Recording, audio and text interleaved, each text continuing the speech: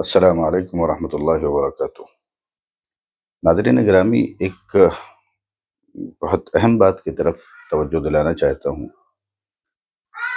ہمارے یہاں مسجد میں بچوں کے ساتھ جو رویہ اپنایا جاتا ہے وہ نہ صرف یہ کہ اسلامی تعلیمات کے خلاف ہے، بلکہ وہ اخلاقی طور پر بھی درست نہیں ہے اور نفسیاتی طور پر بھی درست نہیں ہے۔ بچے آپ کا مستقبل ہیں، بچے امت کی امانت ہیں۔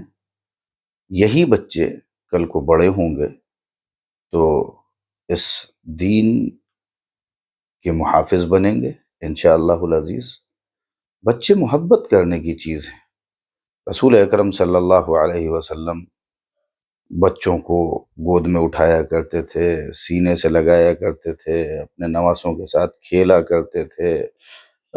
راستے میں بھی چھوٹے بچے مل جاتے تو آپ صلی اللہ علیہ وسلم انہیں سلام کرتے تھے، انہیں پیار کرتے تھے، انہیں ہنساتے تھے، ان سے مذاق کرتے تھے۔ یہ رسول اللہ صلی اللہ علیہ وسلم کی سیرت ہے اور آپ کی سنت ہے۔ اور اپنے نواسے نواسیوں کے ساتھ تو آپ کا جو عمل تھا وہ انتہائی محبانہ، انتہائی کریمانہ تھا۔ مسجد میں لوگ بچوں کو ڈانٹ دیتے ہیں، ابھی ماریں گے، ابھی تھپڑ رسید کریں گے، ابھی بھگا دیں گے۔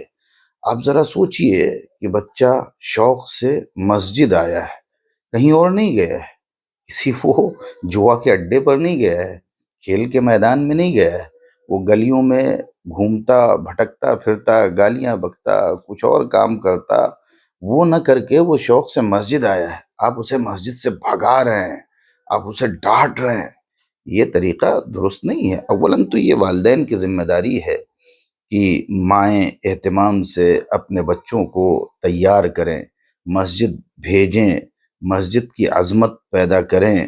ظاہر ہے کہ بیشتر لوگ ایسے ہیں جنہیں خود ہی اس کا علم نہیں ہے کہ مسجد میں نماز کا کیا ثواب ہے، مسجد میں نماز کی کیا فضیلت ہے، مسجد کا احترام کیسا کرنا چاہیے۔ آپ دیکھ لیجئے اچھے خاصے پڑھے لکھے لوگوں کو، آپ دیکھ لیجئے، چاہے وہ ماڈرن ایجوکیشن سے پاس آؤٹ ہوں یا آپ مذہبی طبقے کے لوگوں کو دیکھ لیجئے، دلوں میں جو دوریاں ہوتی ہیں وہ مسجدوں میں بھی نظر آتی ہیں۔ یعنی ایک ایک بالشت فاصلہ چھوڑ کے کھڑے ہو جاتے ہیں لوگ۔ جوان ہو گئے ہیں، چار چار بچوں کے باپ ہو گئے، انہیں یہ نہیں تمیز ہے کہ صف کہاں بنانی ہے۔ پتہ چلا کہ دوسری صف میں کھڑے ہو رہے ہیں تو وہ جا کے داہنے سائڈ کنارے کھڑے ہو گئے، ایک صاحب اور آئے وہ بائیں سائڈ کھڑے ہو گئے۔ صف بنانے کی تمیز نہیں ہے، صف میں کھڑے ہونے کی تمیز نہیں ہے۔ صف میں کھڑے ہوں گے تو ایک آدمی آگے بھاگا جا رہا ہے، ایک پیچھے بھاگا جا رہا ہے، ایک بیچ میں دو بالش فاصلہ چھوڑ کے کھڑا ہوا جا رہا ہے۔ تو ظاہر ہے ایسی صورت میں والدین بچوں کی کیا تربیت کریں گے، بچوں کو کیا سکھائیں گے، مسجد کے آداب کیا بتائیں گے، صف میں کھڑے ہونے کے آداب کیسے سکھائیں گے۔ اب مسجد میں امام ہیں یا جو لوگ نمازوں کے پابند ہیں، مسجدوں میں رہتے ہیں، انہیں چاہیے کہ وہ وقت دیں، بچوں کو بٹھائیں، بچوں کو سمجھائیں، بچوں سے پیار سے شفقت سے پیش آئیں۔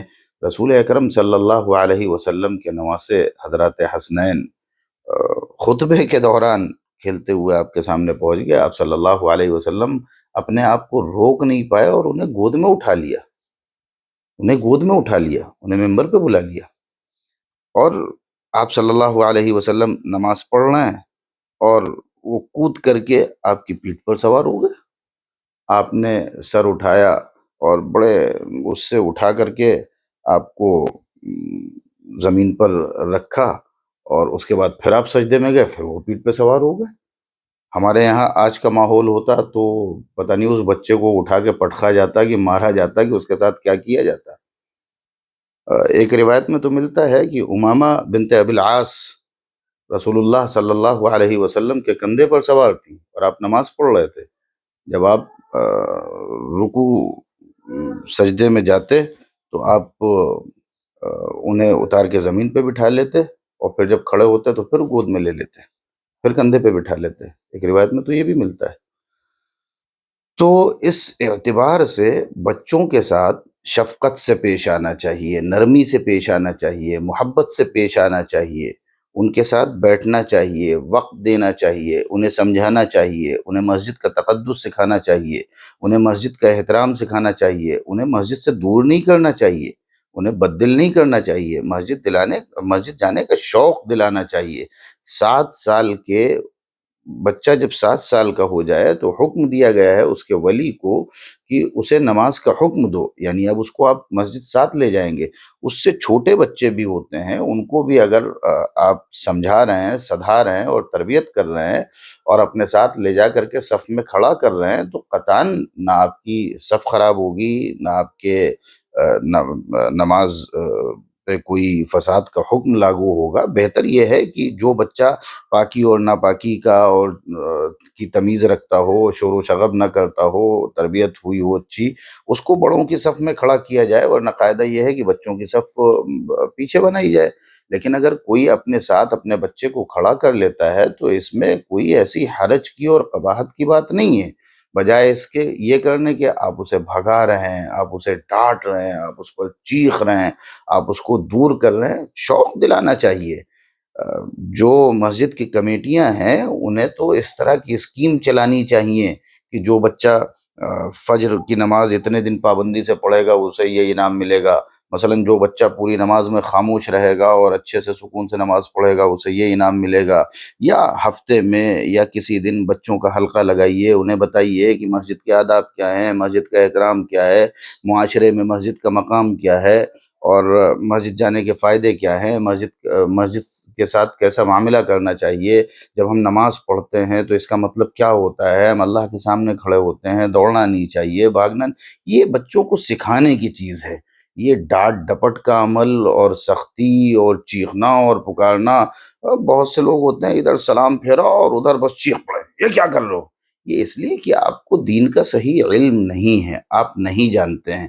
بچوں کے ساتھ محبت سے پیش آئیے، بچوں کے ساتھ رسول اللہ صلی اللہ علیہ وسلم کا جو اسوہ ہے، جو آپ نے ایک نمونہ فراہم کیا ہے، اس نمونے کے طور پر پیش آئیے، اور بچوں کے اندر مسجد کا جانے کا شوق پیدا کیجیے، اور اس شوق پیدا کرنے کے ساتھ ساتھ انہیں مسجد کے آداب سکھائیے۔ اگر والدین یہ کام نہیں کر پا رہے ہیں تو یہ کام مسجد کے ائمہ کو، مسجد کی کمیٹیوں کو، اور جو دیندار لوگ ہیں جو 5 وقتہ نمازیں پڑھتے ہیں ان کے کرنے کا ہے، انہیں کرنا چاہیے۔ اللہ تبارک و تعالی ہم سب کو صحیح فہم عطا فرمائے۔